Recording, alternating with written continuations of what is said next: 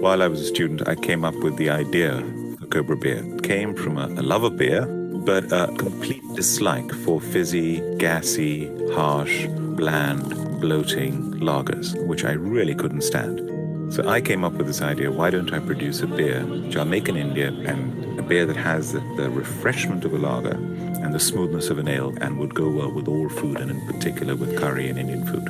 That was my idea for Cobra Beer. And we set up, I started working in a friend's house in Fulham on the kitchen table, literally, no exaggeration. It was the summer of 1990 that we actually first brought in the first container of Cobra Beer, brewed in Bangalore, shipped across here to the UK. You have to cross what I call the credibility gap, which is nobody knows you, nobody knows your brand, you have zero credibility.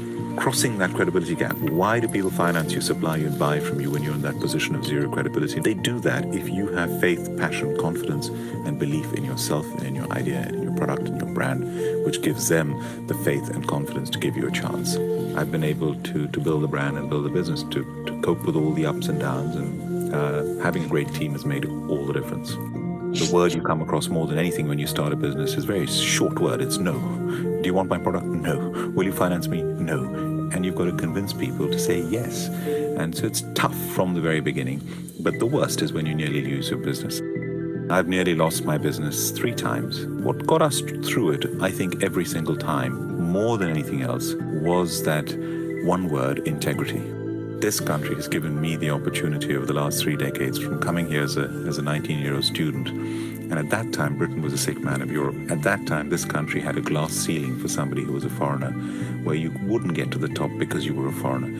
At that time, entrepreneurship had images of Del Boy and second-hand car salesmen. It was looked down upon. And how this country has now changed, a country with opportunity for all, regardless of race, religion, or background. I believe this is a country of aspiration. This is a country of opportunity for everybody. And this is a country now where entrepreneurship is celebrated. So, wow.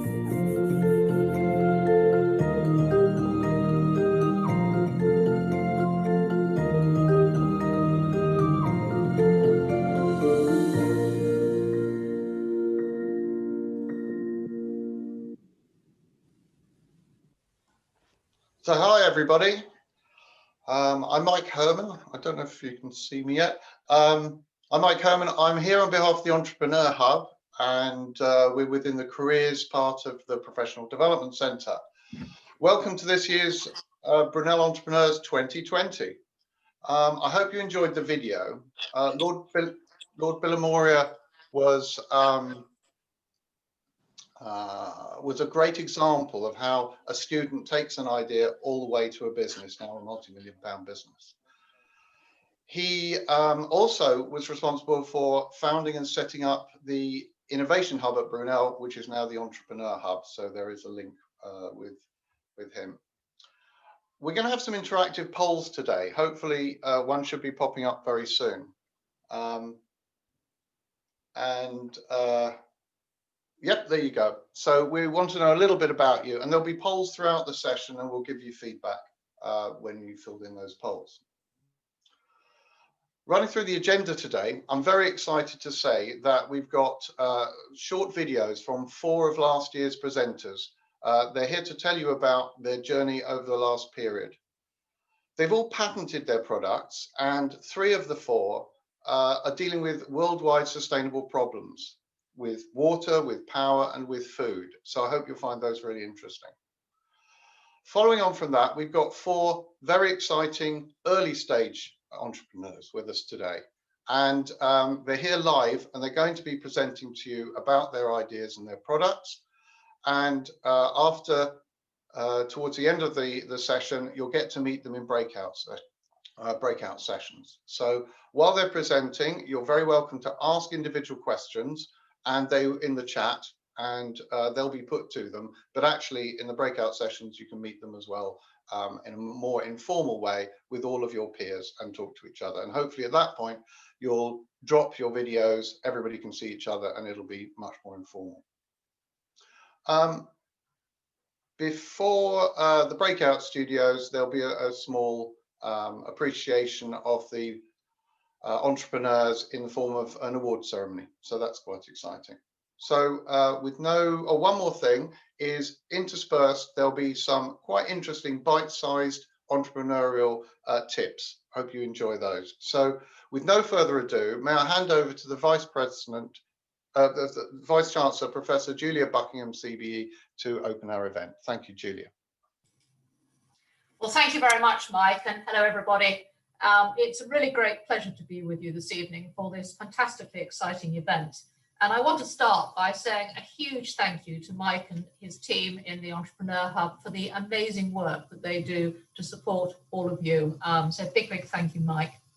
I thought it was really fitting that we started with a video from Karen Villamoria, and what a fantastically inspirational person he is. As Mike said, he founded the Innovation Hub at Brunel, so he's a great friend of Brunel. When we opened the Entrepreneur Hub, which I think was 2013, it was very soon after I first came to Brunel, Karen came along and did the honours at the opening ceremony, and he's been, a huge supporter of everything we've done in the university ever since the hub was opened. But his story is just absolutely remarkable. And the challenges that he's faced, I think, are incredible. But he's also somebody who wants to give back. And I think that's another very important thing to remember. He is a hugely successful businessman, but he also does an enormous amount to support society, and particularly to support universities. And actually, I've just had the huge pleasure of working with him on a project for the National Centre for Universities and Businesses, NCUB, where we were doing a piece of work for the government to advise them on how universities and businesses can come together better to help to drive the economy and to support the recovery as we emerge, I hope, from the COVID situation. And that report was published last week, so if you're interested, go and take a look at it. But as I'm sure you would expect, Karen really pushed the importance of entrepreneurship in that agenda and the need to encourage people like you to go for it. And just thinking about the Entrepreneur Hub, it started small, it's growing. Our ambition is to make it grow even further, but of course it can only grow if all our students want to engage. We can open the door, we can put on activities to support and encourage people to engage in entrepreneurship. But at the end of the day, and this applies unfortunately to most things in life, it is down to you to get on and do it and to want to do it. And we've had some amazing successes over the years. We have had 2 students who won the Santander Entrepreneur of the Year Award. What an achievement. It's only been going for 10 years and 2 of our students have won it. That's absolutely fantastic. We've had students who've won the Mayor's Award, the London Mayor's Awards. Again, an amazing achievement. So I think it's inspirational for all of you to hear of those successes. And of course, it's going to be inspirational for us this evening to hear about the fantastic work that I know you're all doing. And I'm looking forward enormously to the evening. I'm sure it's going to be very exciting. And I would say good luck to all of you, because I know these things can be a bit stressful as well. So very good luck. It will be a great experience, whatever the outcome. And thank you again, Mike. Thank you, Julia, Vice Chancellor.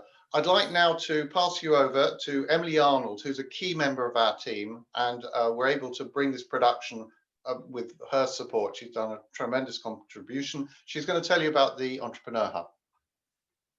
Thank you, Mike. The Entrepreneur Hub helps students and graduates turn their ideas into businesses. We're a team of 3, so the team consists of Mike, Emmy and myself, and we are usually located within the Bannerman building on campus. We help to provide support through free one-to-one business consultations, expert advice within intellectual property, marketing and finance, and we also run workshops, events and competitions throughout the academic year. Other than this, we run 2 schemes.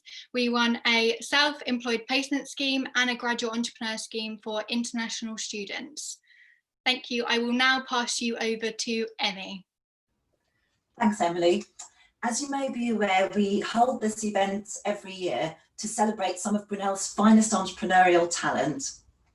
So I'd like to do just a quick straw poll and see who attended last year's event.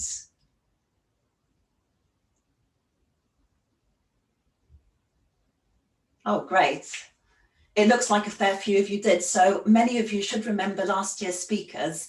They are all successful Brunel alumni who are driven by the vision to change the world for the better and are building really impressive businesses in the process.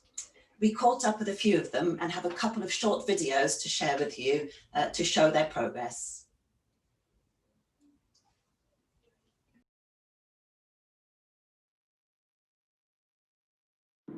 Hi, my name's Tom, co-founder and CEO of Waze, and we are unlocking the power of waste. To do this, we've developed a new decentralized wastewater treatment technology that enables communities to recover water, energy, and fertilizers. Over the last year, there's been a lot of challenges that we've faced, partly due to COVID, but also seen a lot of growth. We've managed to grow our team from 4 all the way up to 14, which is fantastic because that is the heart and soul of Waze. We were also meant to deploy one of our pilot systems in Kenya, where it's going to be treating fecal sludge and to provide cooking gas for local families. Obviously, due to travel restrictions, that has been delayed.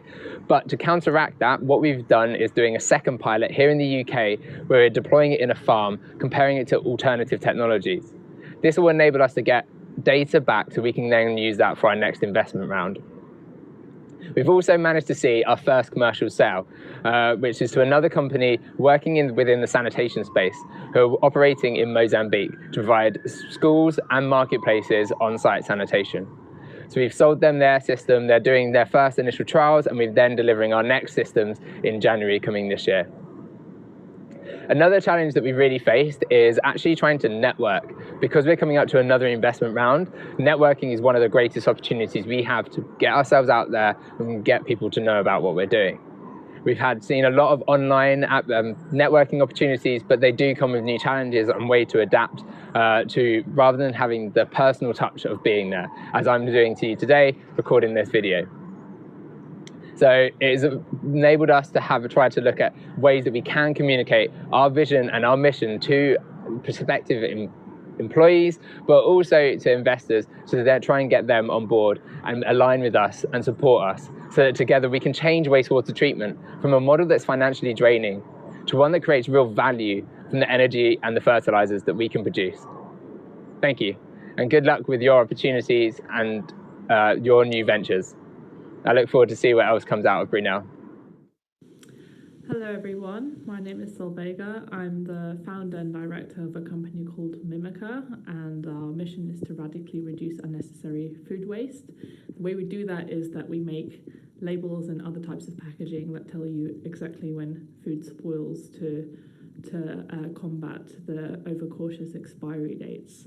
It actually started out as my university project here at Brunel when I was studying design, and since then it's had a life of its own, and I ended up filing a patent for the idea and winning some grants and also some investment funding for it, and after several years of development, we're now at the stage where we're launching our first product, which is actually a cap for juices and dairy.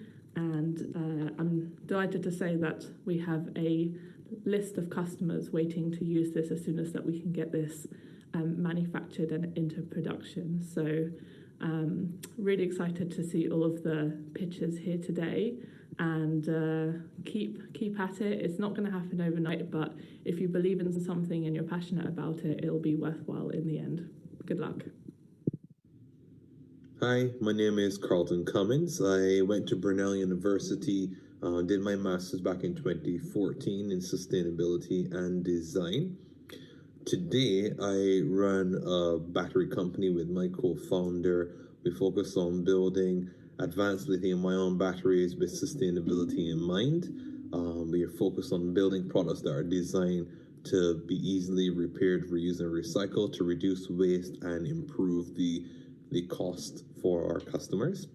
It's been a really interesting journey, a lot to learn, a lot of soft skills developed in managing people especially. I think that has been probably the greatest challenge, learning to manage people, learning to work with customers, as well as a very new skill, managing expectations with investors. Currently, we have recently closed investment with our investment partner BGF here, and it was just around £2 million.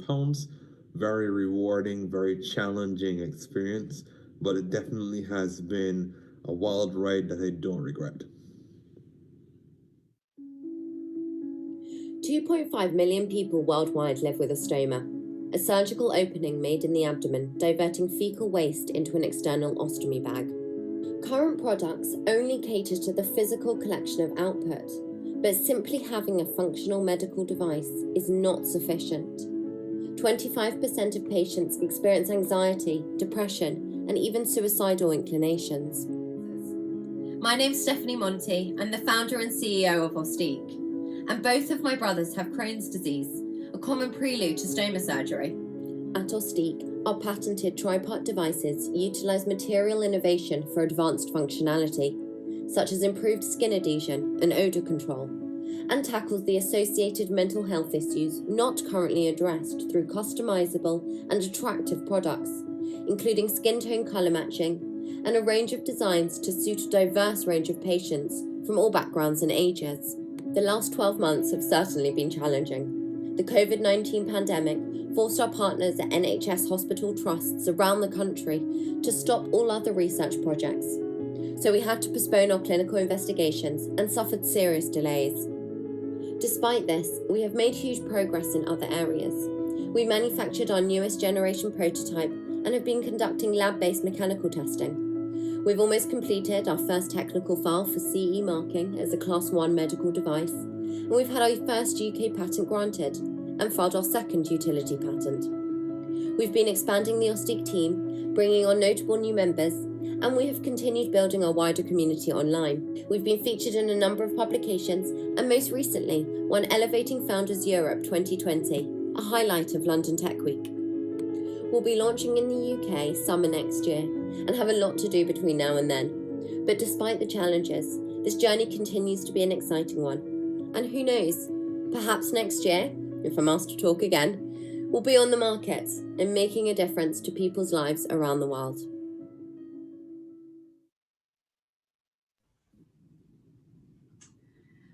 Thanks. I'd now like to introduce you to Andrew Mossop from Student Skills Store, who'll be sharing some great entrepreneurial tips with us throughout the event. So over to you, Andrew, for your first top tip.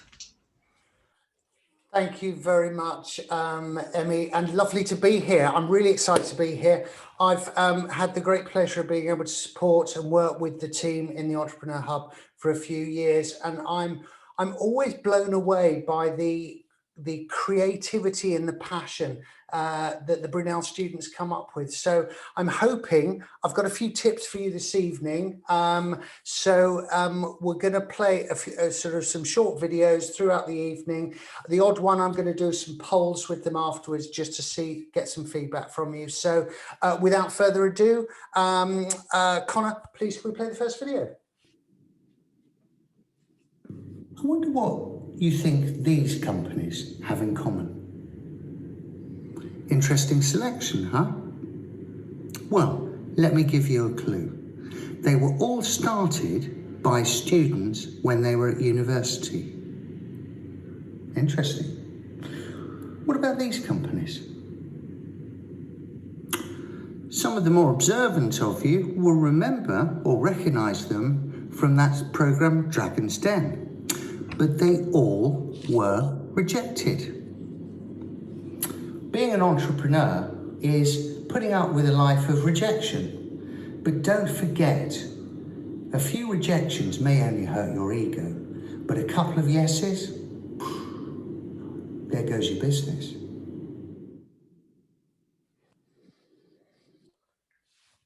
Thank you very much. I'm not waiting for the call from Hollywood, as you can imagine. We have a quick poll. So Connor, can we launch the first poll for us, please? So would you think about starting a business while you're at university, or perhaps wait until you've graduated and give it more time? So we're running, that's good, good. We're kind of evening up a little. I just wanted to, brilliant, thanks very much, Connor.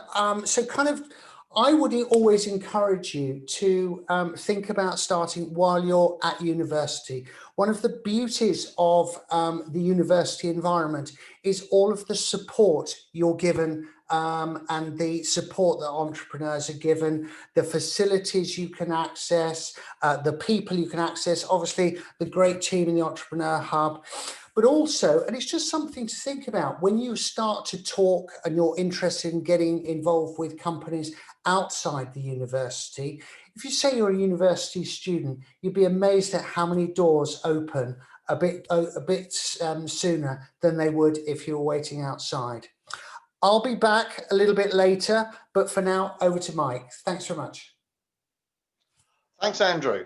Okay, so it's time to introduce our first guest speaker, our entrepreneur. It's Grayson Rubo from Imprint. I first met Grayson when she was an entrant into our competition Venture. She was a finalist. She didn't win, but what she did win was entry to a pre-accelerator, which helped her hone her proposition and product. And maybe you'll see some of those developments today. She's subsequently gone on to gain her master's in sustainability, entrepreneurship and design. And as an international student, she is on our graduate entrepreneur scheme. So she's with us for a couple of years on that. So over to you, Grayson. Hello, thank you, Mike. I'm going to go ahead and share my screen here.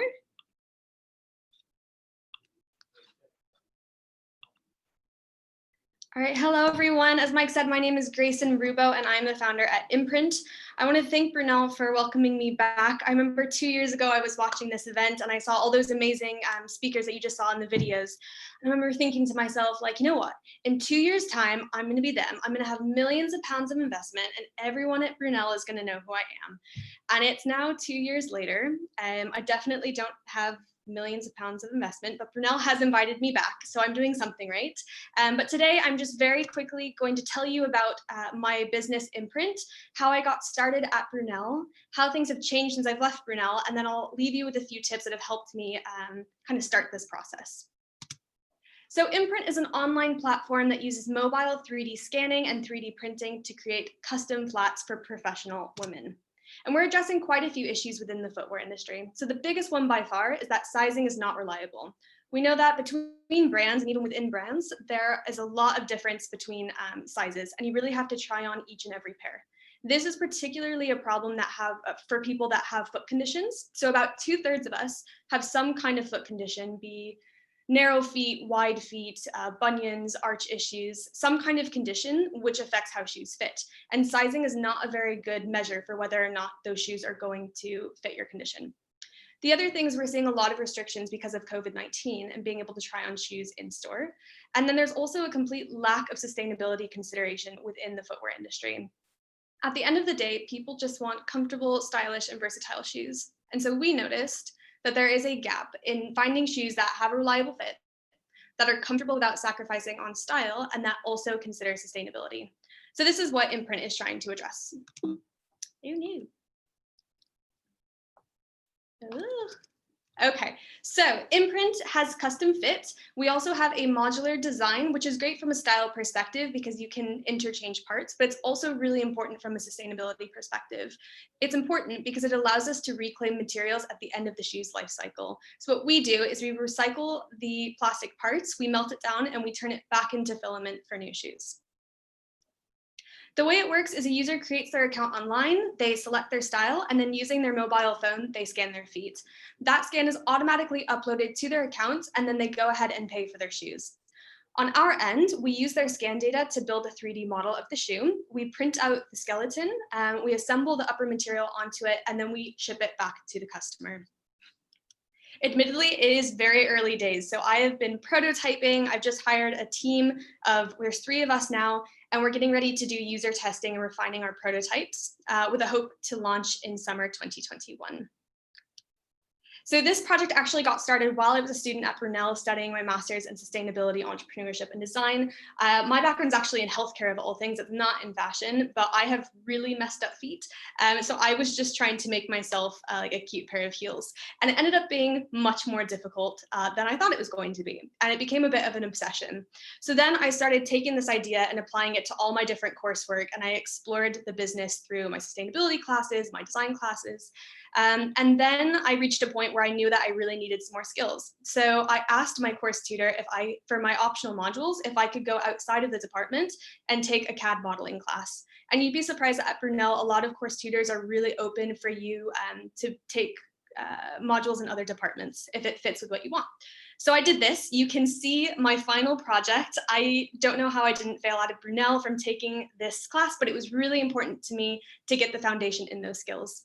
I also used a lot of Brunel's design workshops, and they were really helpful, even though I wasn't in the department. They allowed me to use those resources. So I definitely recommend, while you're a student at Brunel, to take advantage of the resources and also look at other departments. So while I was doing all of this, I also got a lot of help from the Entrepreneur Hub. They gave me a lot of feedback, and they also encouraged me to apply for the venture competition. And as Mike said, I didn't win, but I got something so much more valuable for where I was at this stage, which was a place on a pre-accelerator called Fast Forward. So I graduated from Brunel, and once I finished, I started Fast Forward. So Fast Forward was a really intensive 6-week-long program. I met with other startups at the same stage. I had mentors, and I got a lot of feedback. And the main thing was, your idea is great, but you need to get going with it. It's still an idea. You need to start working. So they forced me to really find resources outside the university. I bought myself a 3D printer, and I just started prototyping on my own. I also started growing my team. And then since graduating, I've also joined Brunel's Graduate Entrepreneur Scheme. So as Mike said, it's for international students that want to start up their business and stay in the UK for another 2 years. So if anybody has questions about the process, I'm happy to chat about it. So starting out has been really difficult. I'm about 1.5 years, 2 years into it, but there's a few things that have kept me on track that I'd like to share with you today. So the first one is network with a friend. It has to be the right friend. You can't have someone too quiet. You can't have someone that's overpowering. You just need to have someone that's confident, that's going to be like a bit of a wingman. I'm really anxious. I hate networking. I don't like networking. I don't think anybody does, but I really don't. And I found that when I went along with someone and they encouraged me and geared conversation towards me, it just felt more natural, more genuine. And the connections that I made while doing that have lasted quite a bit longer. So if you have the right friend, I recommend networking with them.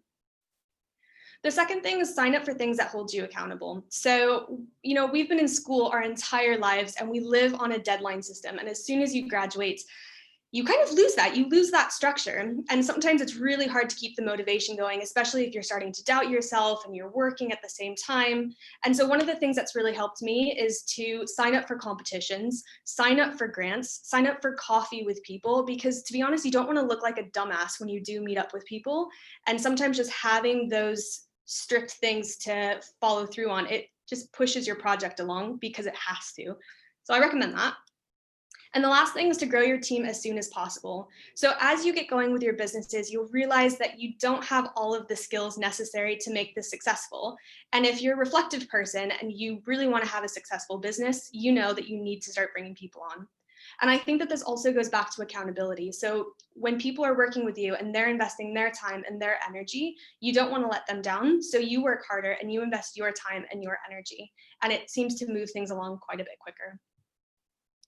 That's all I have for today. Again, my name is Grayson, and if anybody has any questions or wants to chat in the breakout rooms later, I am happy to speak to you. So thank you. Grayson, that was fantastic. Thank you very much. So there has been some questions in the chat. I'm going to pose you one as I start to plow through them. It's a very technical project and product that you're creating, and I know a little bit about it. And you're expecting people to create a 3D image of their foot, and you're going to do 3D printing in order to satisfy their needs. That's a lot of technology in that. How are you dealing with that? So the biggest thing that we're working with right now is partnerships. So for scanning, we actually have a few businesses we're demoing right now where they've developed their own smartphone technology. And as you scan your foot, they create your own digital avatar, and that file is sent back to us. So they do a lot of the work and a lot of the data storage, and we manipulate it. The other thing is I don't come from a technical background, so I've been very focused on building a technical team and getting the people with the right skill set to support me in that. Great, thank you. Here's an interesting one from Belle. How to know that your idea is unique and feasible? So that's a lot of user testing. to me, it sounds great, right? But I don't know at the end of the day if someone's going to buy it.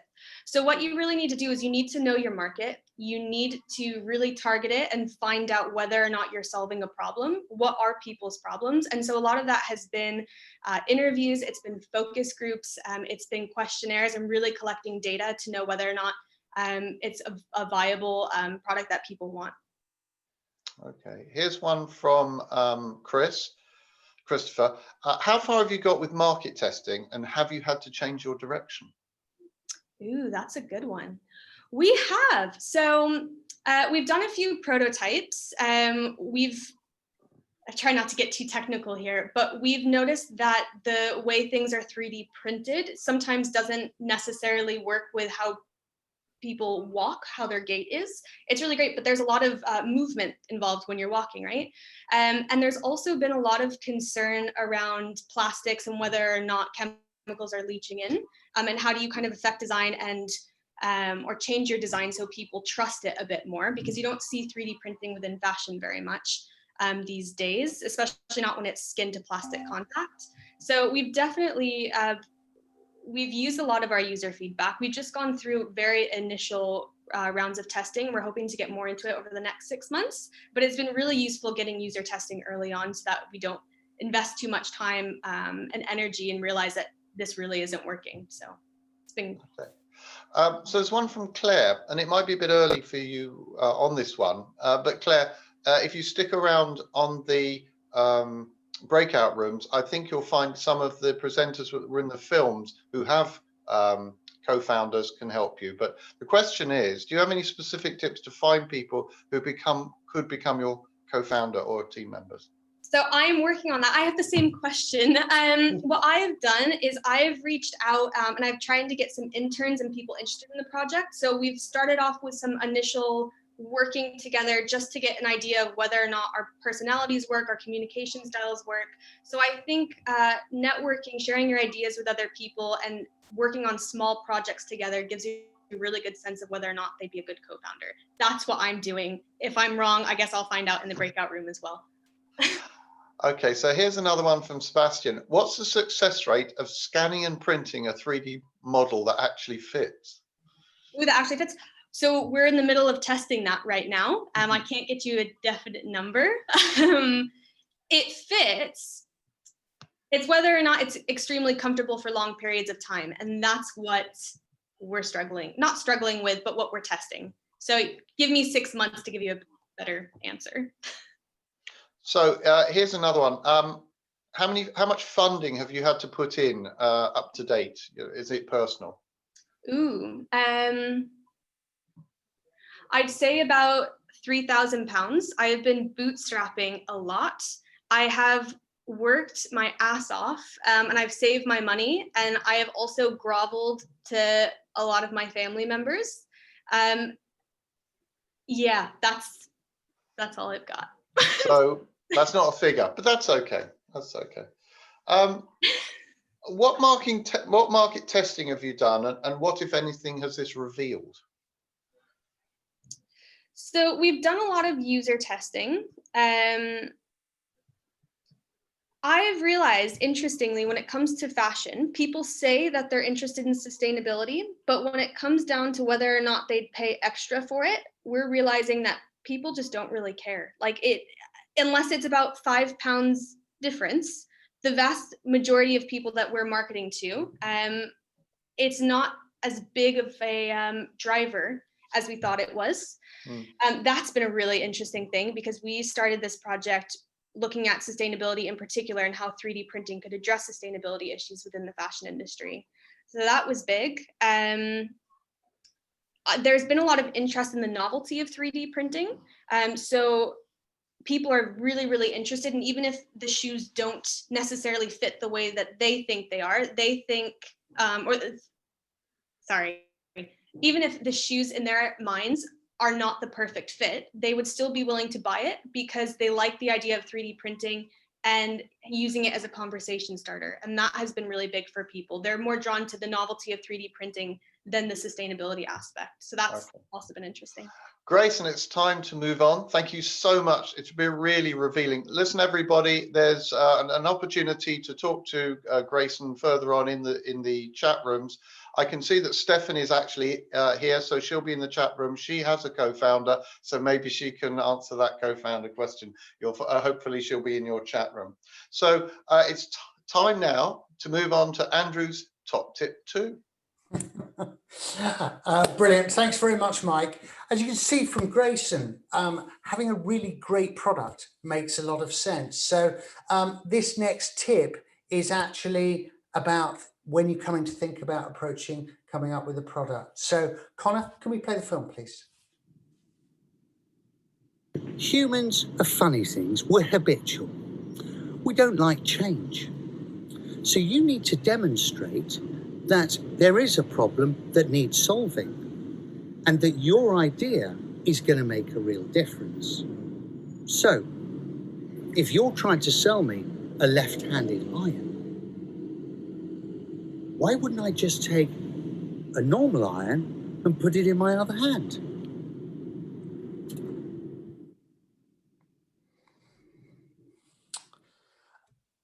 And nor am I waiting for a call from the comedy club either. So the point I'm trying to make with that particular tip there is the world is noisy and it's getting noisier. So you really need to be thinking about how easy is it for people and your market to get your idea, to sort of see its advantage over what's out in the marketplace at the moment. How easy is it then for them to access it?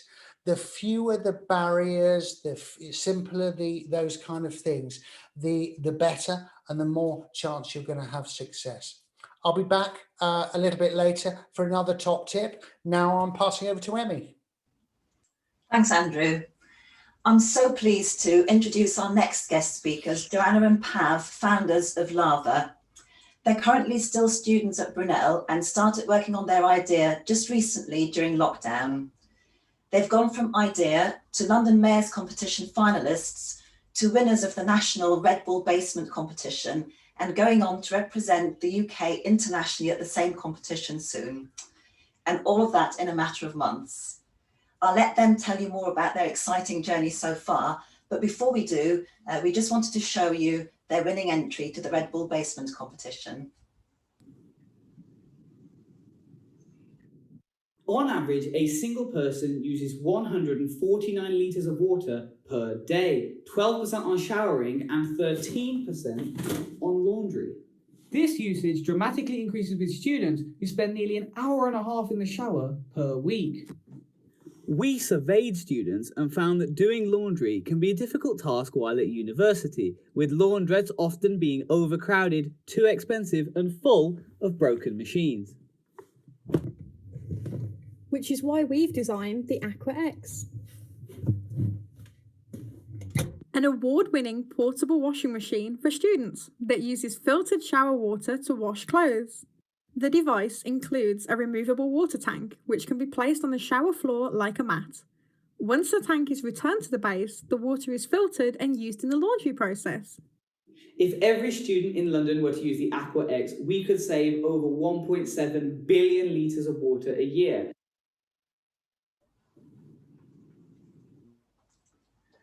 Thanks, great. Over to you, Joanna and Pav. Hi everyone, I'm Paranvir. Hi, I'm Jo, or Joanna. We're just going to share our screen with our presentation on it. It is there.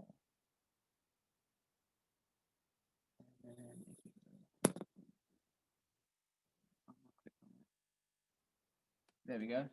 Okay. So yeah, hi, welcome.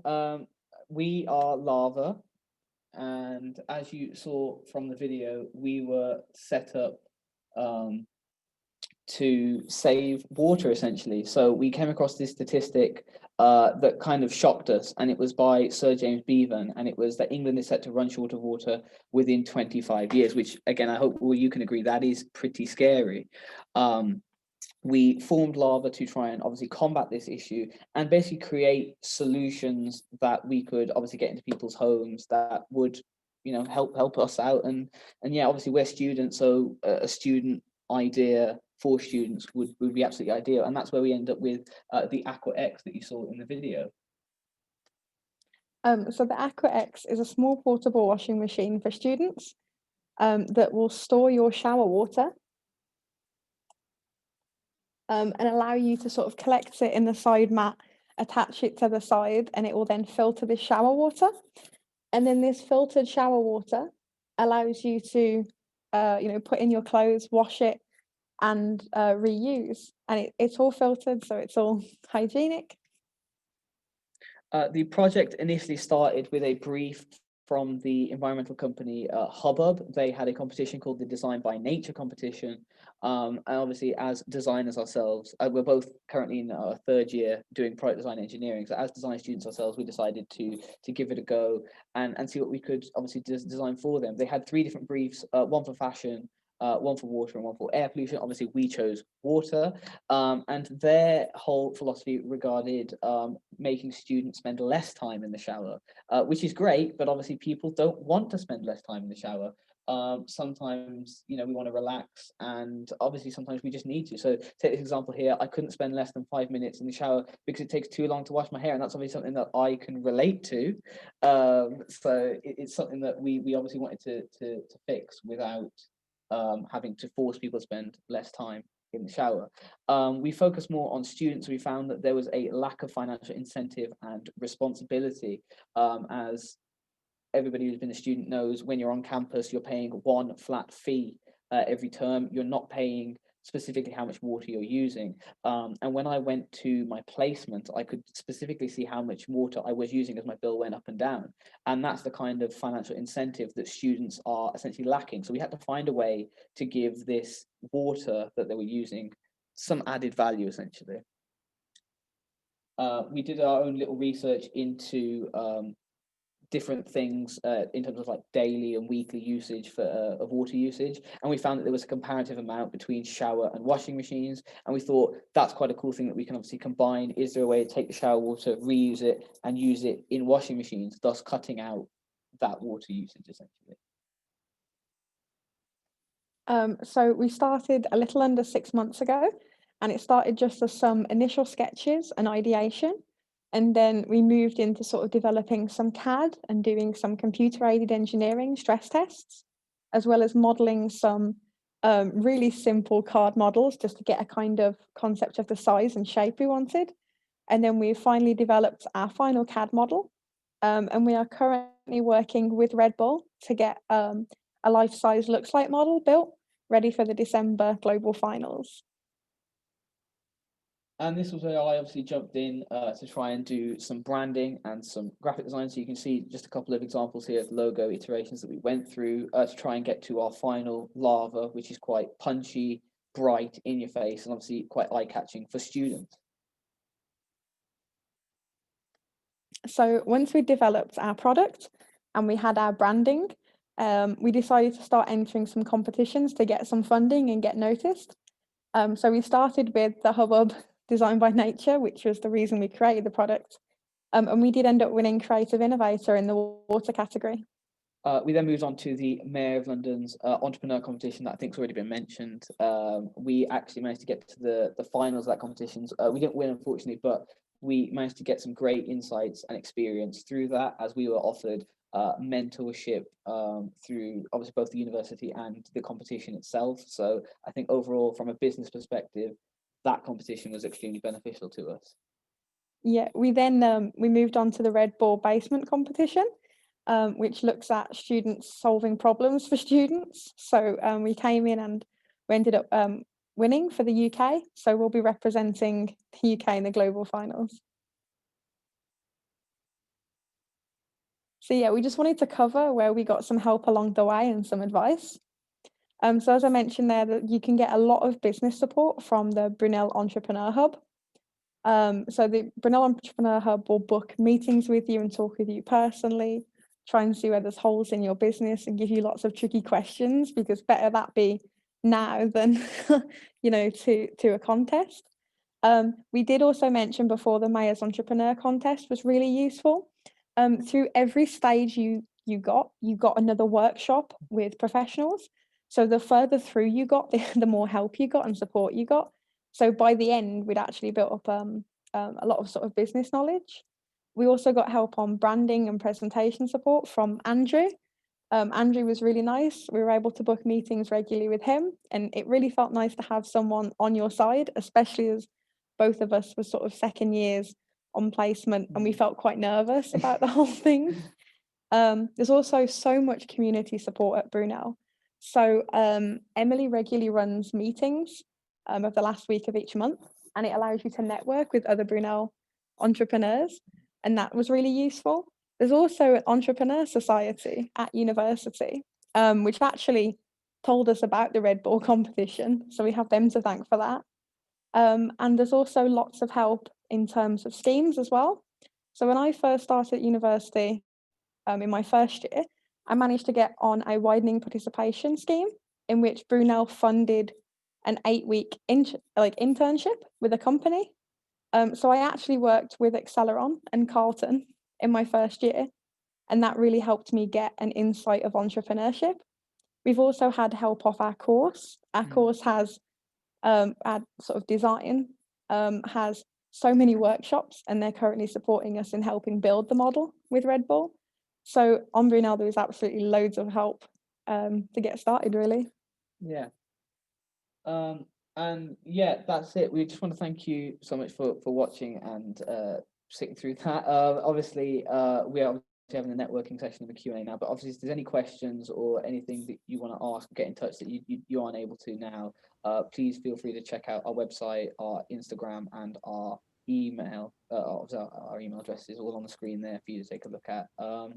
And yeah, thank you very much. Thank you very much, guys. That was really insightful, and lots of content there for having worked on an idea for such a short time. Great.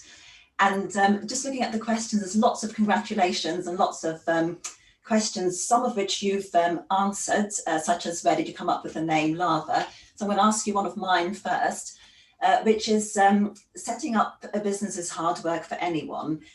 But if you're combining it with also being a student, it's really tough. So have you got any tips that you can share for how you've managed that so far? Yeah, so we definitely found that lockdown was very useful. We literally took time out of the time we'd normally be commuting, because both of us were on our placement at the time that we came up with the idea. So we literally took our commute time and just started doing work within that time that had been given to us. We also found little and often. Yeah. That being said, obviously we are continuing with it this year, and we are in our third and final year, so our workload has gone up. So I think the key is just time management. As again, we are currently in the finals for Red Bull, and we're trying to work towards that whilst also still doing our majors. So we've got our hands full at the moment. You certainly have. So perhaps a question that's quite pertinent in this context. So someone's asking, are you looking at licensing this idea out to another company to produce, or is the idea to fully develop the idea and then produce the machine yourselves? Or have you even thought about that yet? We have thought about that. We think that obviously with our background as designers and the fact that we have learned how to design for manufacture, we feel that this might be the best product for us to actually create and build ourselves. So we just have to see obviously what happens, but our current path is to design it, build it, and hopefully get it out there ourselves, basically. So not really going down the licensing route. Great, that's a good ambition, I think. So someone's also asking, how many showers does it take to fill the tank? Yeah, the tank will be filled in one shower. The tank will actually be overfilled in the average student shower. Okay, yeah. And there's a few questions and comments along the lines of, have you thought about taking this outside of the student market? There's lots of countries that are coping with a bigger water shortage than we are. So what are your thoughts on that? Yeah, definitely. We actually got inundated with emails after Red Bull. Yeah, after Red Bull, of a lot of campers, barge people, working on countries that don't have as much water. So many people started reaching out and saying sort of how much they'd like this product in different areas. So yeah, once we I think once we crack one market, it would be really great to move into the others. Yes, that's sounds good. I'll just have a look what else is coming up.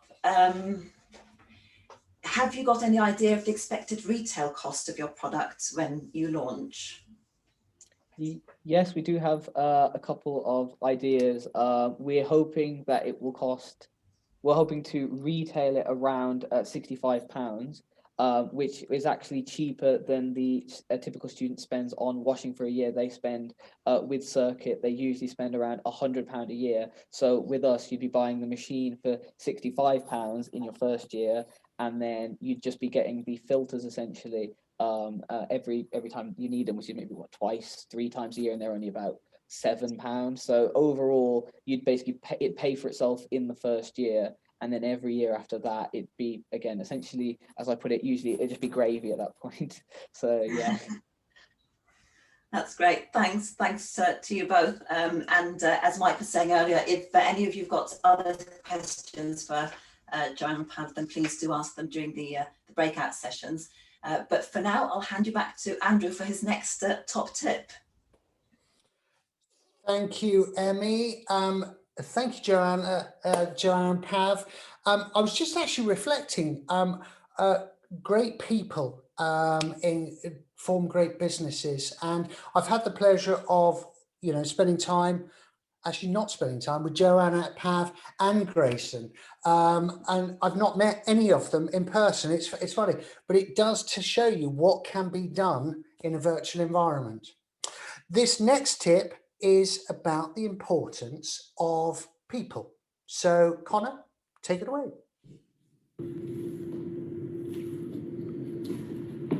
So whether you're a solo artist or part of a group, it's important to remember that investors buy people almost as much as they buy ideas. So what is it about you and your team that's so right for your idea? How did you develop the idea? Is it part of your history? Or did you work together at university and develop the idea together? It's also important to tell them about all of your experience and your skills and where the gaps are. If you tell an investor where the skills gaps are, they'll also be really appreciative of your honesty. And that's no bad thing.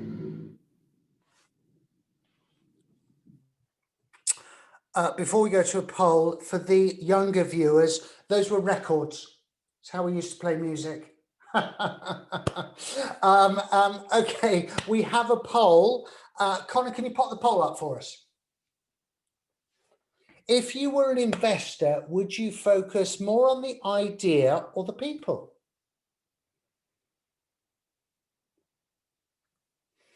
We're getting a strong showing for people. Yeah, brilliant. Thank you. You're right. I think for a lot of, and I've spoken to lots of angel investors and VCs, and of course, what they say to me is that sort of an idea generally never ends up how it starts. But what they are particularly interested in is the people, because you can take, a great idea does not get delivered with poor people. But a germ of a good idea with great people can turn into a brilliant business. So great, thank you for your input for that. And I shall be back once again a bit later. And now back to Emmy. Thanks, Andrew. Our next guest speaker, Anil Puri, was the winner of the Brunel Venture Competition 2020. He really impressed us with his very innovative solution for monitoring the well-being of pets. He was accepted on and took part in the CRL Accelerator Programme and also received a Santander Acceleration Award to help grow his business. So we're really excited to hear from him and where he is today, I think close to product launch. Over to you, Anil. Hi everyone, thanks Emmy for the introduction. I'm just gonna share screen now, hopefully. Okay. So everyone, my name's Anil, and allow me to introduce you to my business, Pet Instincts. We are using IoT to improve the mental health and well-being of pets and their owners, because right now there is a problem. Almost 2/3 of our pets are left home alone for 5 or more hours on a typical weekday. which might not sound like a problem, but animals like dogs literally have the mental capacity of a 2.5-year-old child. So of course they'd be panicked and distressed when left alone. Wouldn't a child be? The combinations of boredom, isolation, and understimulation can have a dramatic impact on a dog's well-being, causing the arisal of behavioral problems like separation anxiety, which affects 7.2 million of the UK's dogs. Symptoms of this include barking, whining, and in the more extreme situations, not eating, self-harming, and even escaping. We predict this number to be even higher due to COVID, as animals like dogs thrive on consistency and predictability. So whenever there's an abrupt change in their routine, like a global pandemic, it can cause a lot of stress. And you might have seen on the news, but the UK is literally running out of puppies, as people who wanted a dog before now have the time to get one and train them, but they aren't aware of the problems that they'll face when we return to our regular routines, which will be yet another change causing more stress to our dogs. The issue is that most owners aren't made aware of these kind of situations and problems because the market currently is so focused on a dog's physical health and location that their mental state can get neglected. And it can make it difficult to understand what level of care your pet needs. So the relationship breaks down, and what was once a best friend now becomes a nuisance who is either abandoned or put down. So what does the human side of this problem look like? Well, it involves a lot of stress and worry that your pet may be missing you, or destroying the house in your absence, or barking so much that your neighbors are complaining, which often leads to evictions, and that picture on the right is a really viral example of that. So here comes a solution, a product system that bridges the gap between dogs and owners when separated, enabling owners to monitor and care for their pet's well-being, even when they're away, ensuring that they are happy at all times. For IP reasons, we aren't able to disclose the full product concept with you right now, but you get the gist of this mock-up. So where did this all actually begin? It all started with my best friend Nikki and her separation anxiety towards me. On my placement year, I had the opportunity to study abroad in San Francisco, but what I didn't realize at the time was just how attached my best friend was to me. Literally a few weeks in, I got a phone call from my family letting me know that Nikki was acting completely out of behavior. She was unhappy, she was unsettled, she wasn't eating for days on end. She was completely depressed, and it was absolutely heartbreaking being halfway across the world and not being able to do anything to help either my family or my best friend. Now, after researching and trying numerous solutions online, we found that nothing really worked for Nikki. So I decided that when I came back for my dissertation, I would take on this problem and see if I could solve it with a product innovation. And these are some of the shots of me experimenting in the workshops, making some models and prototyping, leading into a final concept. And this journey kind of came to a halt after I handed in my dissertation. I did what everyone does when they graduate, and I got a graduate job. Mine was at Heathrow doing UX design and research, during which I actually got the opportunity to start interacting with the co-innovate department at Brunel and meet the legends Andy and Nam, who really pushed me to try out my concept for an innovation competition. And that's exactly what I did, and managed to come in second place. It always sucks not to win first place, but the director of the CRO at the time and the judging panel saw potential in my concept and actually awarded me some free time to work there and explore the prospect of my concept. For anyone who doesn't know, the CRL is a startup accelerator that's literally 10 minutes down the road from Brunel, and it's also a co-working space, so I definitely recommend it to anyone who needs a space for kickstarting their business. Now, a few weeks into my time at the CRL, I actually applied for the Mayor of London's entrepreneur competition, and with the business only a week old and the product still at concept stage, I somehow managed to make it to the semi-finals, which was pretty incredible when you consider that I was a team of one working on it for a very short amount of time, and everyone around me were full teams working on it for a good few years. Overall, a really amazing experience, which gave me a real boost of confidence to the prospect of this business and the product behind it.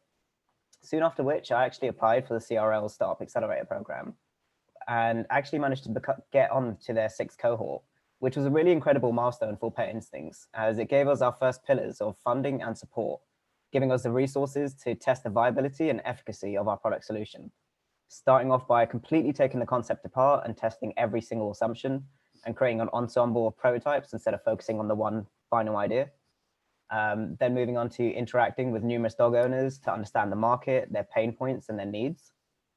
Then actually meeting some amazing dogs for our prototype trials, which resulted in all the owners refusing to give back all of the prototypes and actually buying them from us, which was a really significant and unexpected milestone of achieving our first sales. Really brilliant. Fast forward a little bit, and the CRL took us to China to meet some suppliers. And coming from a product background, it was really exciting for me to see all the machines and processes that I'd learned about in lectures actually being used in practice. The experience on the whole gave me some great insights into the final stages of development and also how to prepare to full manufacturing. And all good things come to an end. So we finished off our time at the CRL with Demo Day, which was actually my first time taking the business this public and pitching to a large audience, which I believe was around 200 people. Another good milestone and definitely a really terrifying experience, but on the whole, a great one with a ton of networking opportunities, which was really critical for us at the time. Now, up until now, my business was surviving entirely from the CRL's initial grant. But towards the end of my time on the accelerator, I got the opportunity to meet Simon Poulter from Santander and learn about all the amazing opportunities that they have to support startups. And the first grant I actually received from them was the Santander SME grant, which actually funded a trip to the US, where I got the opportunity to work with one of my product advisors based out there, who happens to have a background directing product at Fitbit in their early days. So it was actually really amazing to have some FaceTime with her for 2 weeks, and during which we had the opportunity to meet with a world-renowned dog behaviorist, someone who literally wrote the book on all these behavioral problems like separation anxiety about 10 years ago, who gave us some really great insights to how we could shift our perspective and refine the product to pioneer the pet industry, in her own words. So taking on all this feedback, I refined the business model and the business pitch, which put us in a perfect position for the venture competition, which I was really fortunate enough to win at the very end of February. And the funding came at a really critical time for us because very soon after we were hit by COVID. And this was a really interesting time for the business, as almost in an instant, all of our next steps and funding opportunities vanished before our eyes. Which really forced me to take a step back and really think about what our options really are. And around this time, I was fortunate enough to receive my second grant from Santander, which allowed me to start taking a salary from the business, providing me with some financial stability in a really uncertain time. This ability to focus on our opportunities allowed me to realize that we needed access to mentorship and support to guide us through these uncharted waters, as the business world that I was prepared for definitely isn't the one that I'm in right now. In comes my new milestone and new accelerator, Bubble. So we have now officially partnered with a FTSE 100 company, and Bubble happens to be the world's largest educational institution within this business category. So we actually now have access to a network of business experts with backgrounds including Mars and pet care sectors, as well as having a pool of talent at our disposal, which is incredible. And this is our team today. We have an amazing team of creators, mentors, and advisors guiding this business onto the road to success. And what's next for us? Up until now, our focus has been on getting the business investment ready to prepare us to close a round of 100K in the coming months, which will fund the development of our MVP prototype and launch the product, fingers crossed, at the back end of next year. On the whole, it's been a really incredible journey full of all kinds of ups and downs, so many new experiences and learning a lot, growing not only as an entrepreneur, but as a person. It's definitely all a credit to the support I've received so far, and I'm incredibly thankful to Brunel, Co-Innovate, the Entrepreneur Hub, Santander, CRL, and Bubble for helping me on this journey. Everybody needs help, and I think it's really important to realize that early on and look for what is already within your reach, like Brunel and the Entrepreneur Hub, before going out of your way for support. Thank you so much for your time. I really appreciate it. Oh, and follow us online. Cheers. Thanks very much, Anil. There's a lot there for people to take away and think about, and lots of questions. One of the first questions is from Chris asking, how are you licensing this idea? Oh, licensing is definitely an interesting one. Because we're launching a product system, from the get-go, we're going to focus on our own offering and our own delivery. And then once we start scaling and actually have the abilities to have more of a team to work on software capabilities, then we'll be looking towards licensing in the future.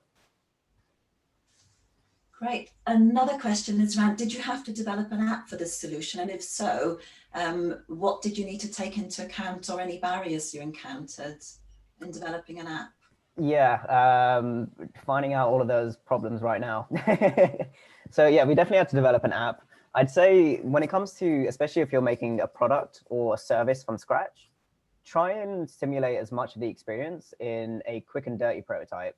So we simulated an app by not actually making an app. So we started off by first using something like Wix and then just using web pages.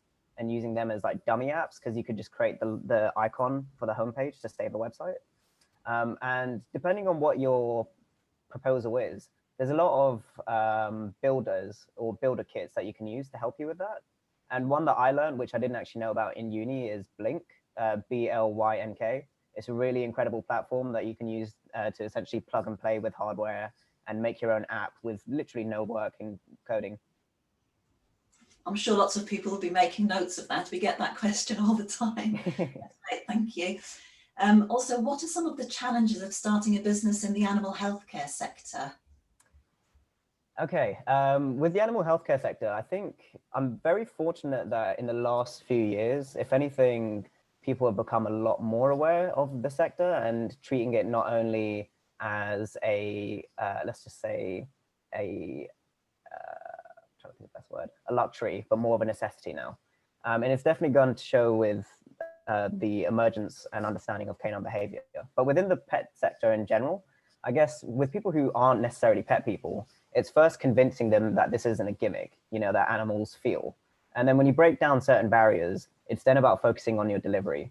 But I think when it comes down to the basics, it's really just on how you differentiate from such a widely thought of and populated market. Thanks. Rinny says it's such a lovely idea, but her question is, how do you keep dog owners coming back if this is a one-off sale? App subscriptions and further additions to our service. I was actually in a conference yesterday, and I think one of the best tips that I heard that I've kind of been screaming to all my startup friends is to ensure that you can actually grow as a business. You need to have, in some way or another, a combination of services. A lot of people don't like going to a product or a company for just one service. You kind of want two in one, or see if something can be added to your service. And that's exactly what we have in mind for our future, is to add to our system and expand on it, so that not only within the product side, but also within the software side. And then also within potentially advice from experts, and incorporating all of that within our platform. I guess that sort of answers the question about a few people asking, have you thought about using the product for other animals, for example, cats? 100%. So dogs and cats are actually the most popular pets in the UK. I think for the last few years, it's been like a little bit of a battle, but they're virtually like on and on for having 9 million each. The reason we started with dogs is A, because of my personal experience, and dogs actually dominate the market with an 89% majority share. But we definitely have intentions to scale out to other household pets, primarily with cats first. Great, thanks so much, Anil. And to everyone else, if you've got any further questions, Anil will be in the breakout rooms later on as well. But I'll hand you back to Andrew in the meantime. Thanks. Thank you.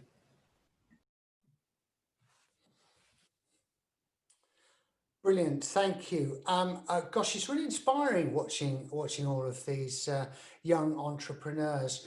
And one of the things I guess entrepreneurs this year have had to get used to is this idea of presenting virtually and all of the challenges that go around doing that. And hopefully when we get sort of the vaccines, etc. next year, we'll be able to start meeting face to face again.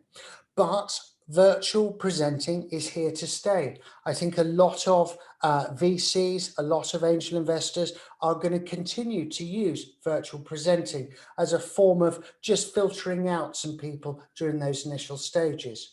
So my final tip today, you'll be pleased to hear, focuses on that. So Connor, take it away. We've all been on those Zoom calls where we're looking up someone's nose. Well, when you're trying to sell your idea or your business to someone, you need to be a bit more professional. What I suggest is you get some books, put your laptop on top, so it's just about eye height. Then you can have a sort of face-to-face conversation, and it works really well. Tip 2, lighting.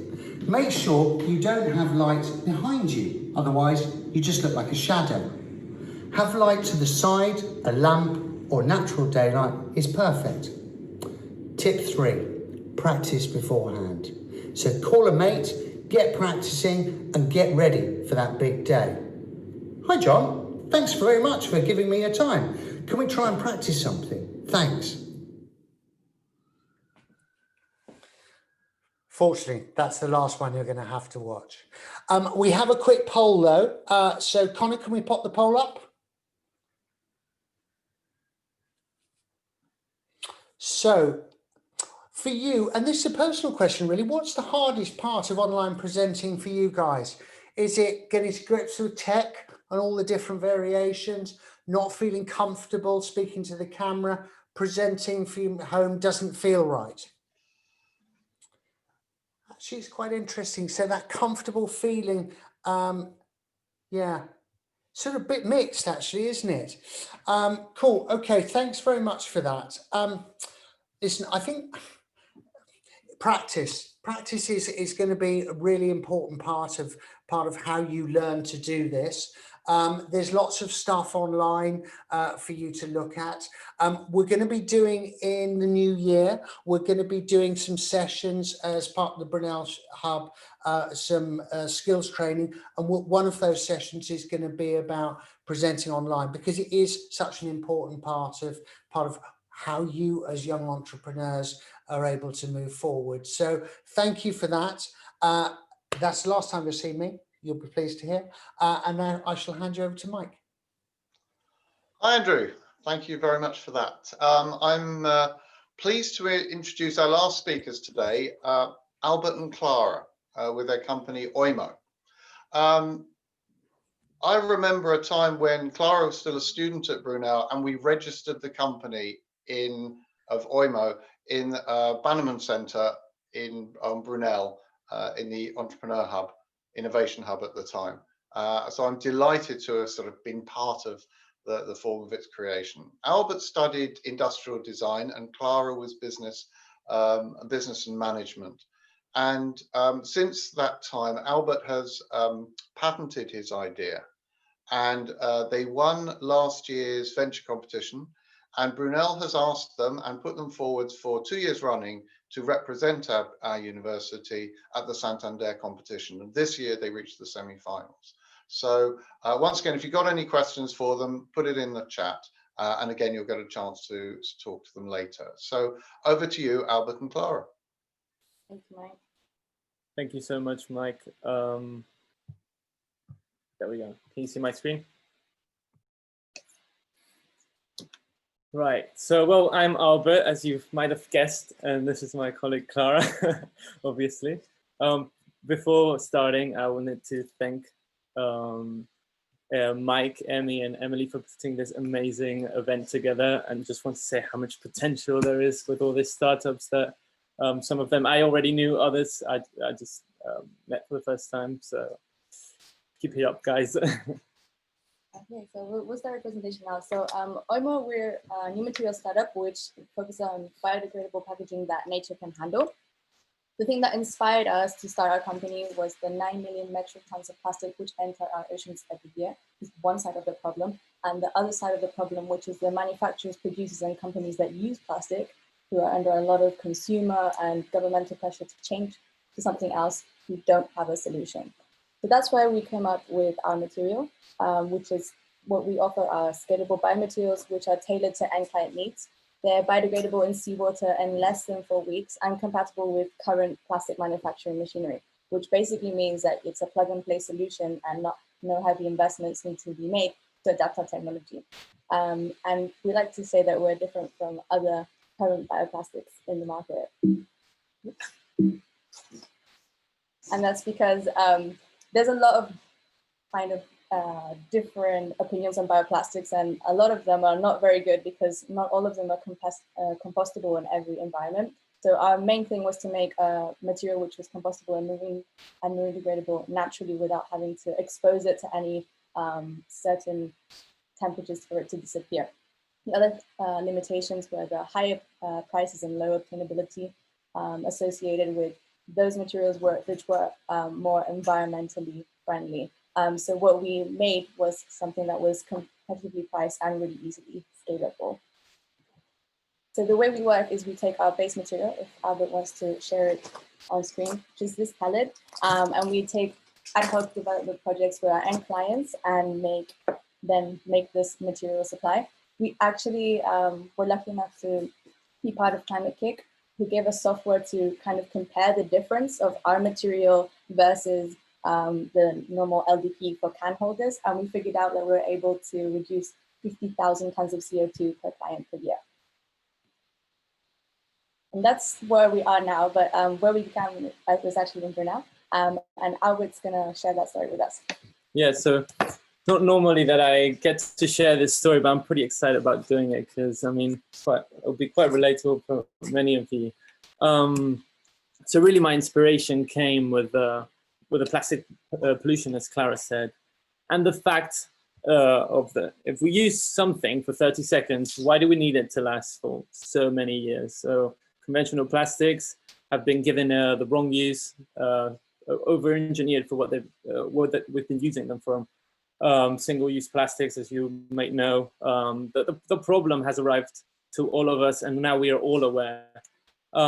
So when I started this, working on this new material, it actually it happened at the same time where what I like to call the plastic boom came, because there was a moment in time where suddenly everyone was getting more aware of it. The Blue Planet 2 came, also giving a lot of information of how many plastics end up in our oceans. Greenpeace were also doing quite a lot of movement. So I feel like also a kind of a responsibility on trying to get this project forward. So I was really motivated. And actually, this is not something I've shared ever since, but everything started in this kitchen. This is a kitchen in a house around university, as many of you probably are familiar with. So I'm just showing you like the reality where everything started. Like it really took me many formulations and cooking about to try and accomplish something that would actually motivate me to bring this business forward, right? So it started as also part of my final year project as an industrial designer. And at the time, the project I named it edible plastic, because the point of the product was to try and make a replacement for conventional petrol-based plastics that could be completely safe for the environment, and a term that we now call compostable, meaning that it actually biodegrades in every environment and in actually a fast way. This is what it ended up as, but where the company's gone to is completely different stage. So really what actually drove me to start the company was me entering and attending the Innovation Hub, actually, with Mike. As he was saying, he remembers us registering the company in the Bannerman Center, which we actually had no clue how to do, and ended up us entering for the venture competition and winning a share of the prize, which was really the first step that took us to that, as well as winning an award on the exhibition event that we do as part of our design degree in the Oxo Tower as the most sustainable product. That was really a surprise for me. But as well, like I was lucky enough to have met Clara, that through one of her projects for one of their modules in her degree, she actually had to design a business model for a startup or an emerging company, which happened to be the right moment for me to propose the idea that I had for her. So really lucky for us. And this all has brought us to now being a company that's about to launch their first product. So just for you to see like a whole picture on this, we started the company around the end of 2017, 2018, being a spin-off of Brunel University. And then we managed to actually, after a lot of conversations and a lot of a very nice moment, but we actually managed to raise our first investment of 150K. And that led us to actually expanding our team and being able to refine what I started cooking in that dirty kitchen, right? to making it become an actually industrially viable product. To now, we estimate that by the end of this year, beginning of next year, we'll be able to start implementing our first OIMO rigid line, which is a product that can substitute directly rigid plastics like PP or HDPE. And at the same time, we're lucky enough to be negotiating with one of the companies that is the main manufacturer of what we know as the ring holders or can holders, which is this product that goes around cans and is normally used for the transportation and logistics of them. The team we managed to expand to is actually really, we come from very different backgrounds, which is something that I really value a lot. For instance, like I come from an industrial design background, but our colleague here, Gregoire, he's a polymer engineer. So, and Clara and Robert are more of a business side of things. So the combination of all our skills really brings us to a whole different level. But also we've been lucky to manage to collaborate with two Spanish plastic institutes here, very renowned ones that give us access to all the machinery that the industry uses to transform plastic, as well as amazing advisory board that helps us in the everyday, the day-to-day decisions. So this is some of the last award that we received was for the best innovation and new economic zones. It's really important for us because it was a note to that the green economy is something worth investing in, and we were really humbled to be able to represent that. This was in this October. And this is just the final kind of data point for you to end on. Like, as humans, we ingest a whole credit card worth of plastic and weight of microplastics every single week. And that's because the plastic pollution that we're putting out there is coming back to us, and it's a problem that affects not only our nature, but us as a society. So we're gonna leave it on that. And if you have any questions, we'd be delighted to answer them for you. Well, that's really fascinating. Thank you, Albert and Clara. I loved the proposition 3 or 4 years ago, and it's obviously developed and moved on. And along those lines, I was interested, how's your business model developed and changed from what it originally was? That's a great question. So basically we came out, our idea was we're gonna replace this can holder and we're gonna be happy with that. But when we started talking to other companies, they were like, oh, can you make something rigid? Is this something you can supply to us in large quantities? So we had to really reevaluate the just licensing our technology model to actually being able to cater to design projects and also the pellet supply. Yeah, it was really like an evolution that we had to like obviously adapt through the process and time to try and make this a viable business model. Because when we started, it was just a mixture that I had done in my kitchen, literally, as I just told you. So from that to actually figuring out what was the need in the market, how plastics are normally processed, different molding processes, etc. Like, we obviously did have to make a lot of changes and adapt and really try and offer solutions for all that problems that came along.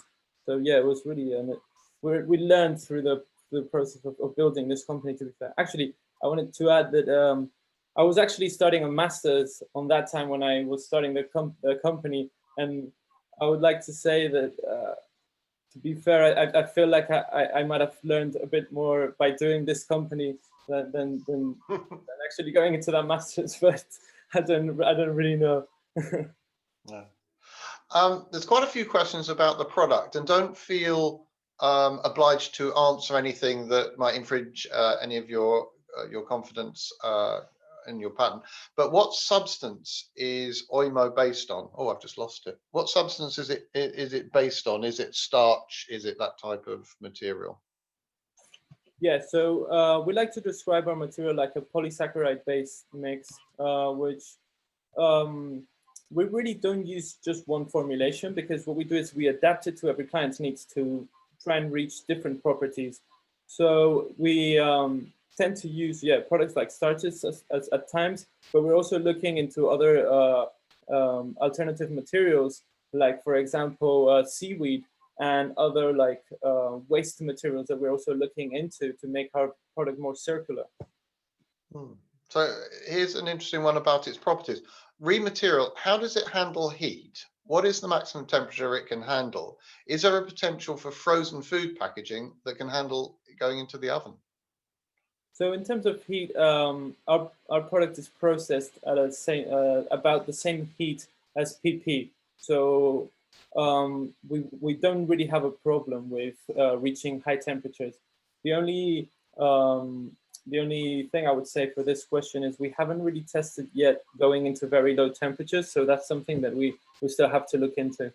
So frozen bags and stuff is something we did think about, but we're not focusing entirely into that yet. So here's an interesting one. What market strategies do you have in mind for promoting your product? Yeah, that's my one then. We're really lucky in that this is a project that a lot of media outlets have already picked up, and that we've got a lot of free press from it. So our main strategies are going via, because it's a B2B business, going via affiliates, so like special blogs that are on bioplastics, and looking for features in press that is more centered on innovation and entrepreneurship. But I could go on for ages, but feel free to send me an email if you want more information on that. So here's one more question from me. Can you tell us about your patent journey and protection? Yeah, so actually that's really interesting question, because patents, they're like a whole world of things that you can never imagine existed before. I mean, it is so intricate and something that I thought I knew a bit about when I started working on my product. So we actually filed the first patent just before I did that exhibition at my design year. But looking after more into patents, we've actually had to modify some of the applications and the patents that I had made before, and refile new patents, because like really I would give advice. If I had to give advice to people, is it's such a complicated thing that you should really go and have advice from professionals in that sort of sense, because you might not realize some things that when you discover later on, then you might have been too late to discover, and then your patent is public, and then there's nothing you can do about it. So patents are really they can also be like a strategy that you use to protect your material. So I would say if you're looking to patent your product, really like read about it before and get experts' advice on it.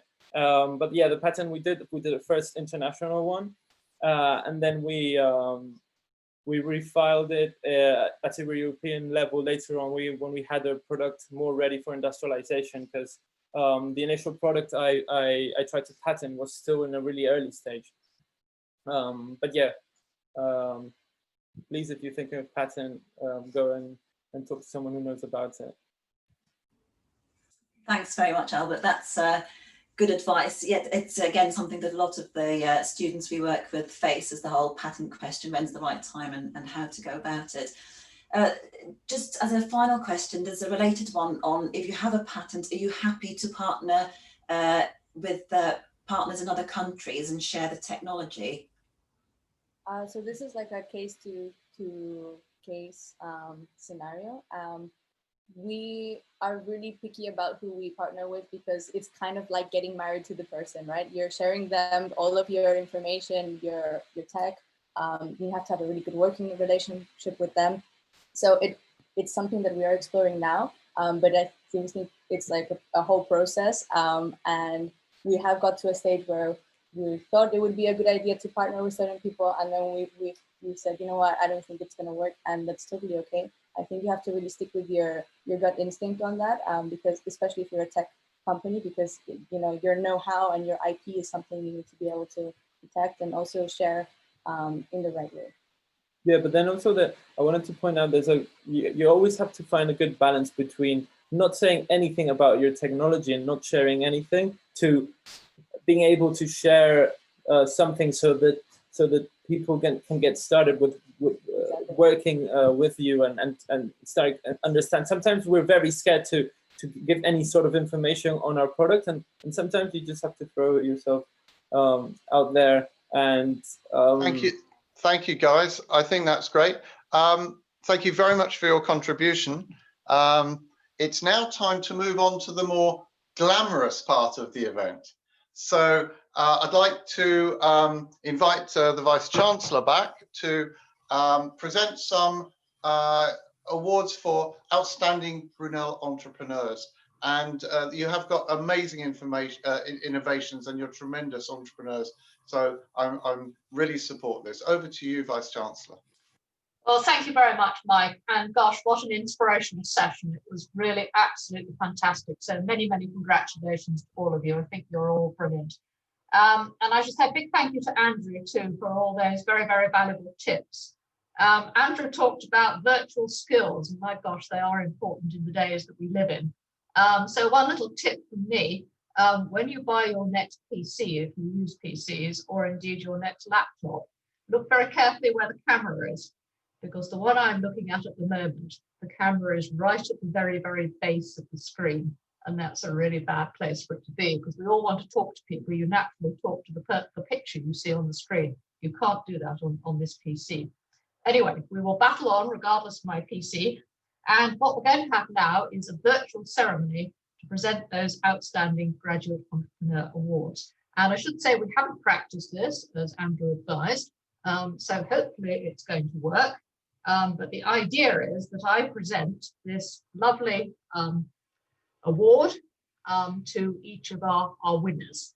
And I'm going to try and present it to the camera and then enable the winners to speak back. So we'll see how it works. So first then, our first award goes to Grayson. What a fantastic project.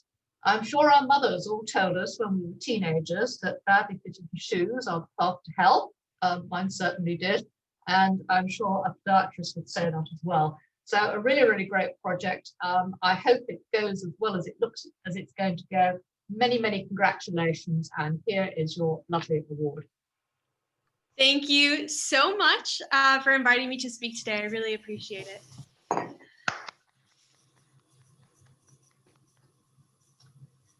Okay, and our next award goes to Joanna and Pav for that absolutely amazing washing machine. What a really great idea. You may remember actually while you were at Brunel, we did do a project on the use of water in halls. And we did link it to environmental stuff. And when we explained to students just how much water they were wasting, it was amazing how the water usage went down. It was very, very impressive. So I think a fantastic idea, really, really inspirational. And as was said in the discussion, this will be of great interest to those countries that have massive water shortage, as well as being really, really useful here. So very, very well done to both of you. And we'll try this again. Oh, thank you very much. Thank you. Thank you. And we want to thank all the support we've had from Brunel as well. Everyone's been wonderful. Great, thank you very much. And our next one is Anil with that amazing product that we weren't allowed to see really how it worked. And I'm dying to know really what it does because I'm a dog lover. I'm not sure that cats quite the same. We can have a conversation about cat psychology at some point. But my God, there are going to be an awful lot of dogs who are going to be very, very unhappy when we get back to normality. So a really, really brilliant project. Very, very well done, Anil. Here we come with the award. Strange.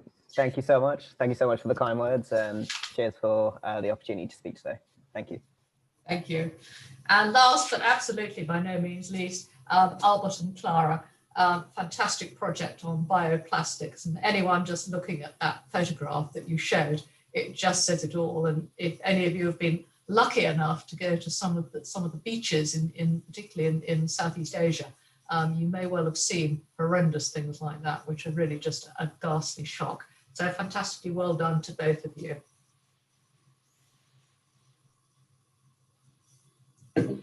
Thank you so much. Thank you so much. And yes, just wanted to say that keep it up with the Entrepreneur Hub, because it was really like the point that made us go from one step to another. So hopefully you keep motivating people as well. Well, thank you very much, and thank you to all of you. Congratulations again. Do please make sure that you keep in touch with us, because we're very, very proud of you. We're looking forward to your companies being in the FTSE 100. And as the Chancellor always says at graduation, when they are, do remember your old university. But particularly good luck to Joanna and Pav as they go to the global finals of the Red Bull competition. We will be thinking of you, and our fingers crossed all the way through. But very, very good luck to all the rest of you. And I think we're going on to the next session. It's a shame we can't all have a drink together and celebrate in the way that we normally do. But next time we'll have you all back and do it then. Thank you very much, Vice-Chancellor. We have now planned the 30-minute networking session in breakout rooms where you're welcome to bring your own drink along, and we'll do the whole hold the glass up to the camera. So you can all mingle and meet the speakers. Each speaker will join each breakout room for about 8 minutes, so you should get a chance to meet them all and ask your questions. And at the end of this networking session, we'll all come back to the main room for closing remarks. Thanks. Connor.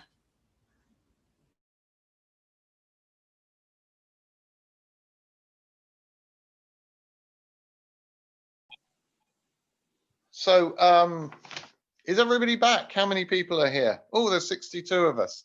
We're all coming back because there wasn't huge interaction in the rooms. And so I'm going to ask the speakers a question for everybody to hear, and it may spur some more questions. So do unmute and ask a question. Otherwise, we're going to carry on. There's only about 5 minutes left, so it's a great opportunity for you to interact and talk with the presenters today. So here's a question for you all, if you can take it in turn to share with everybody. What's your vision for the future for you as a person and for your company? Grayson, let's throw you at this. Like asking me the meaning of life. Why am I the first person? Okay, my vision for the future for myself and the business. Sorry, was that the question? Yeah, two things. How do you see yourself, and then how do you see your business grow? Don't have to answer either of them or both of them. You choose. Right.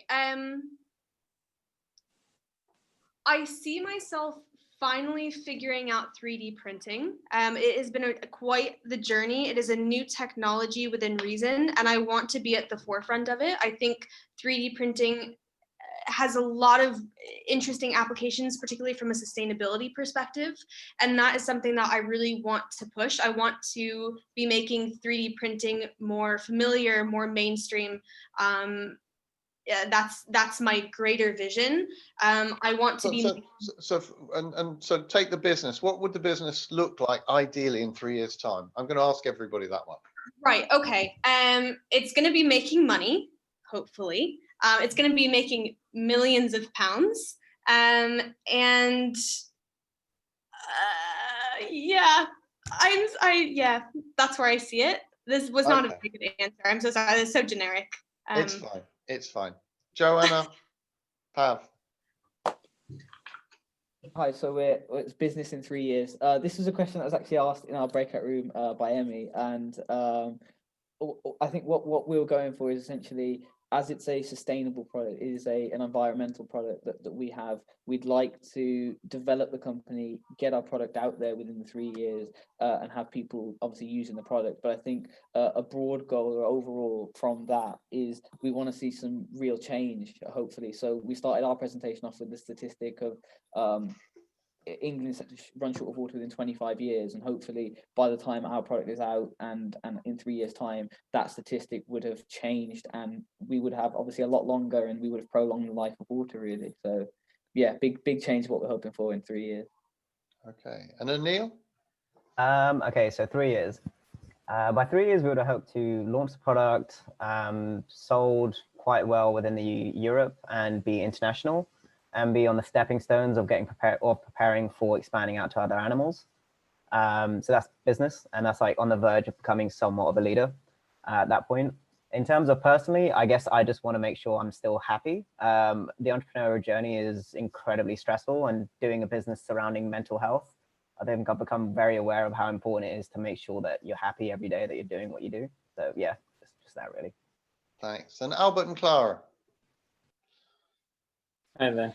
Hi. So I think like for us, it's also because we consider ourselves an impact startup, to start making that impact. So to get our product out there, we look to that next year. I'm going to start scaling it so it's actually making the big impact that we want to. There's so much plastic to be replacing, so A lot of work to do. A lot of work to do, yeah. And in terms for us, I think like this is kind of like our baby, and we don't want to be that person who like kind of sells it to the first company who's like, we want to buy you out.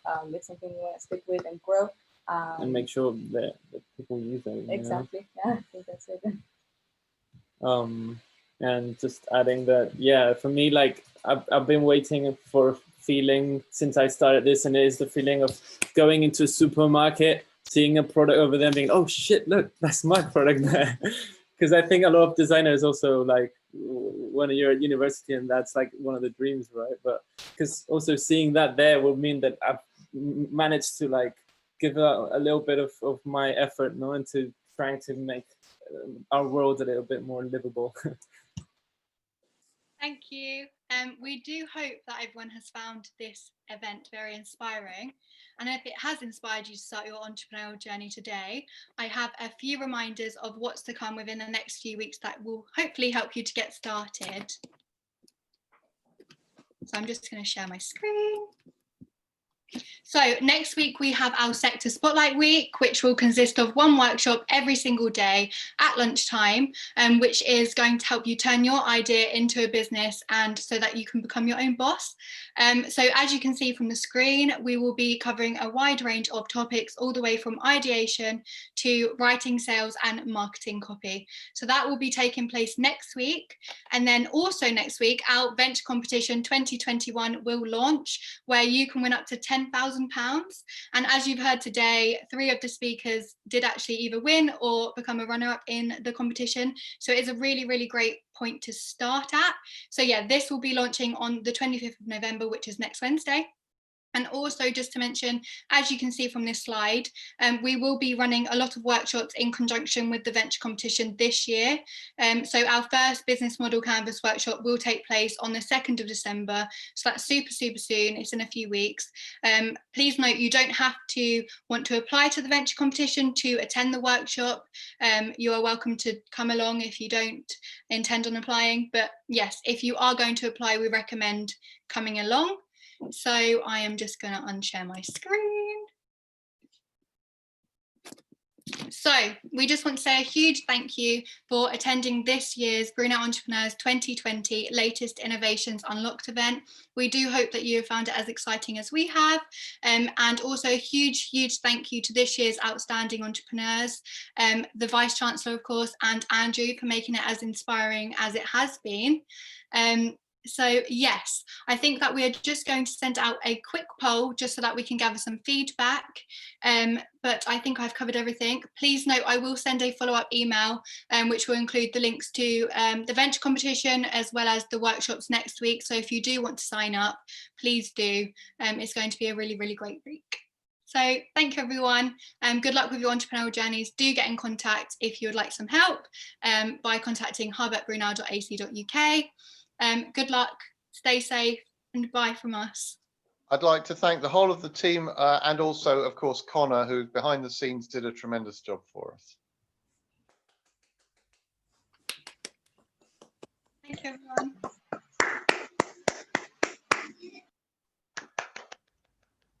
Thank you, everyone, and all the best to all the entrepreneurs. Thank you. So much. Good luck. Thank you. Bye.